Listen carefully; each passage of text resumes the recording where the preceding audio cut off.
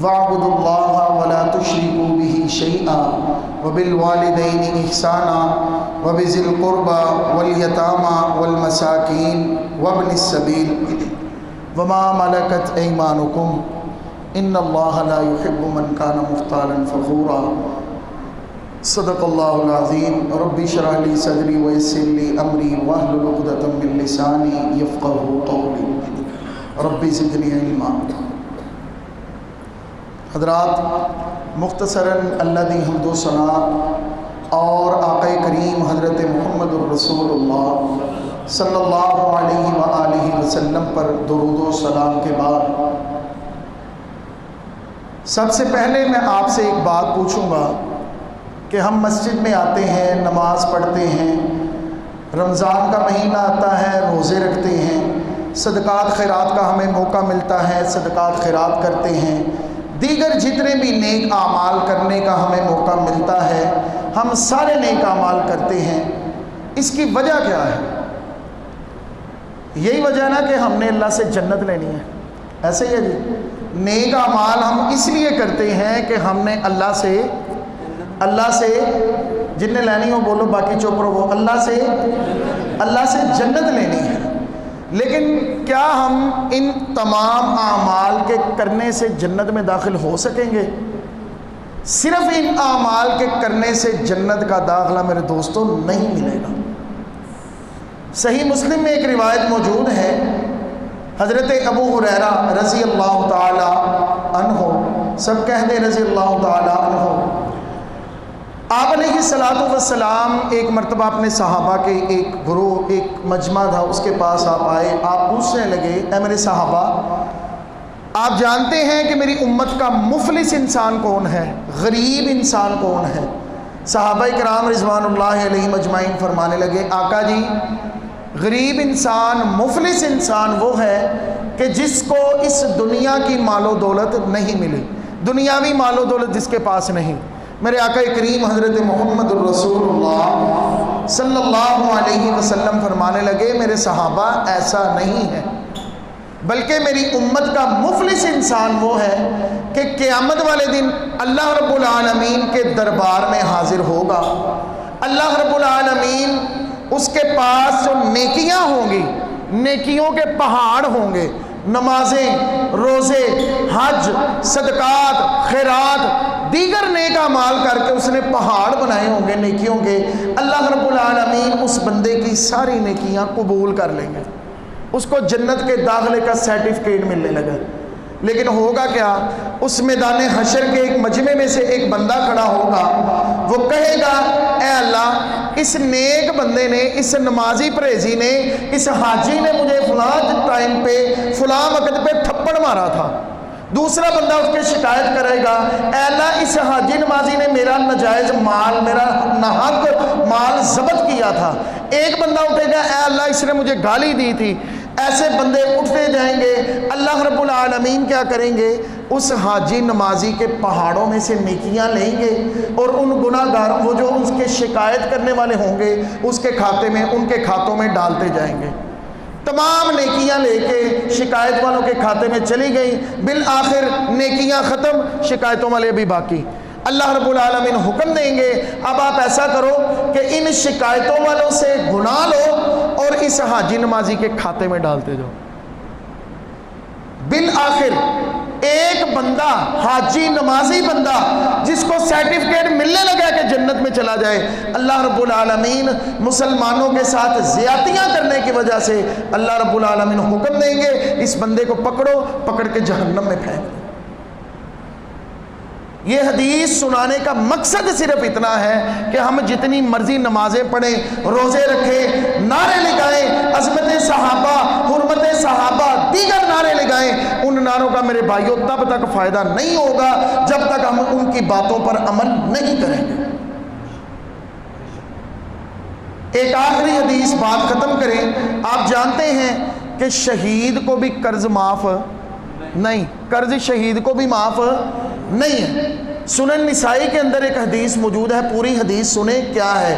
آپ علیہ السلام نے فرمایا، حضرت محمد بن جہش رضی اللہ تعالیٰ عنہ، ان کی روایت ہے، آپ فرماتے ہیں کہ اگر ایک مسلمان کو شہید کر دیا جائے، وہ پھر زندہ ہو، پھر شہید کیا جائے، پھر زندہ ہو، پھر شہید کر دیا جائے، 3 مرتبہ اگر کسی بندے کو، کسی مسلمان کو شہادت کا رتبہ مل جائے، ایسا بندہ جس کے اوپر قرض واجب الادا ہوگا، 3 مرتبہ شہید ہونے والے بندے کو بھی اللہ رب العالمین قرض کی معافی نہیں دے گا۔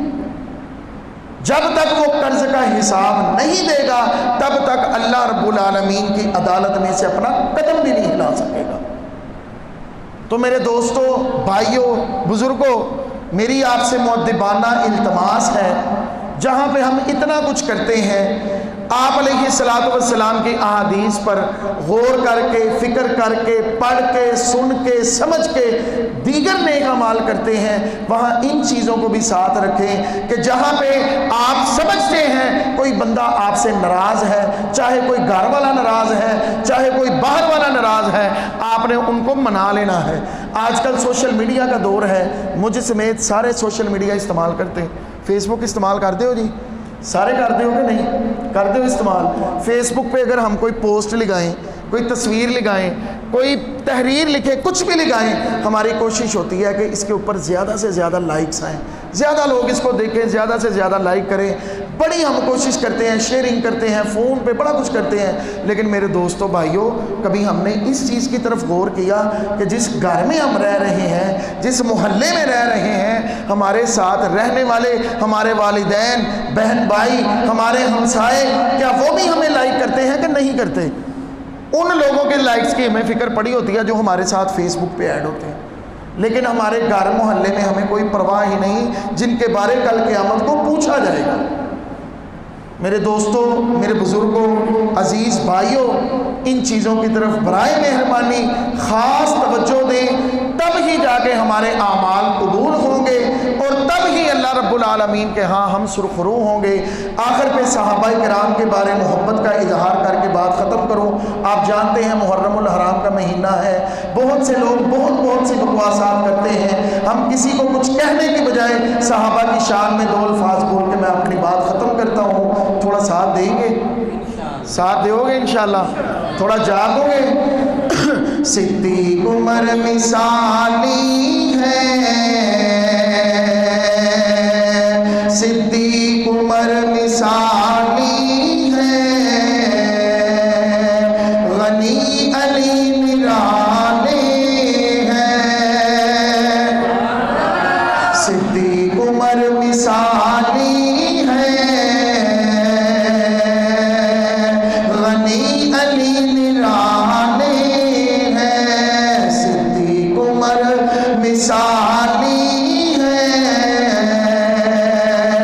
غنی علی نرانے ہیں، اللہ ہے والی ان کے، اللہ ہے والی ان کے، اور وہ اللہ والے ہیں۔ حضرات، لوگ ہمیں باتیں کرتے ہیں کہ یہ شان صحابہ بیان نہیں کرتے، حضرت علی کی شان بیان نہیں کرتے۔ حضرات، ہمارا عقیدہ ہے صحابہ ہماری جان ہے، صحابہ ہماری پہچان ہے، صحابہ ہماری الفت ہے، صحابہ ہماری محبت ہے، صحابہ پھول ہے، صحابہ گلدستے ہیں، صحابہ باغ ہیں۔ صحابہ کے بارے جتنے بھی اچھے الفاظ بولے جا سکیں کم ہیں، جتنی بھی تعریفیں کر سکیں ہم وہ کم ہیں۔ میرے بھائیوں، ان تمام تعریفوں کا، ان تمام جذبوں کا، ان تمام محبتوں کا فائدہ کب ہوگا؟ جب ہم ان کی باتوں پر عمل بھی کر کے دکھائیں گے۔ آئیں مختصر سناؤں تم کو عظمت صحابہ کی، مختصر بتاؤں تم کو عظمت صحابہ کی۔ اللہ کا قرآن دیکھو، اللہ کا قرآن دیکھو، جگہ جگہ حوالے ہیں، صدیق عمر مثالی ہے،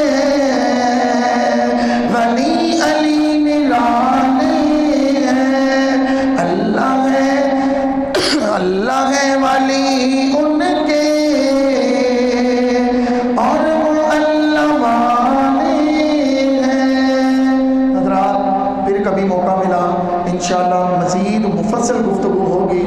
صرف ایک ہی پیغام کہ نیک اعمال کرنے کے ساتھ ساتھ حقوق العباد کا بالخصوص خیال رکھیں. جہاں پہ صحابہ کے، انبیاء کرام کی، آپ علیہ الصلوۃ والسلام کی دیگر احادیث کی طرف توجہ دیتے ہیں، وہاں ان باتوں کی طرف بھی توجہ دیں. کوئی ناراض ہے آج ہی اسی دنیا میں ہی اس کو منا لیں. اگر آپ کے جھکنے سے آپ کی عزت کم ہو، آپ علیہ الصلوۃ والسلام نے فرمایا اگر کسی کے جھکنے سے، کسی کے جا کے کسی سے معافی مانگ کے، اپنی لڑائی جھگڑا ختم کرنے سے کسی کی عزت کم ہو تو وہ مجھ محمد صلی اللہ علیہ وسلم سے لے لے.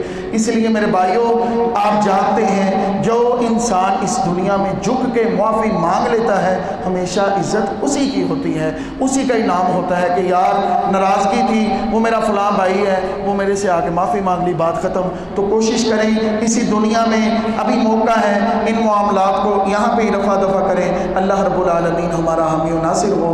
اللہ تعالی ہمیں حقوق اللہ کے ساتھ ساتھ حقوق العباد کو ادا کرنے کی توفیق عطا فرمائے. وآخر دعوانا ان الحمد للہ رب العالمین.